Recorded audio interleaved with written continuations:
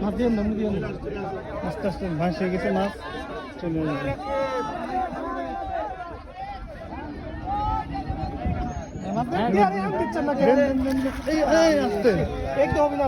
আমার ওই ভাই কই এতক্ষণ মাছ তো উঠে দেয় পাগল হয়েছে আপনি মাথা ঢোয়া লাগে না নিচে দরকার নিচে নামতে হবে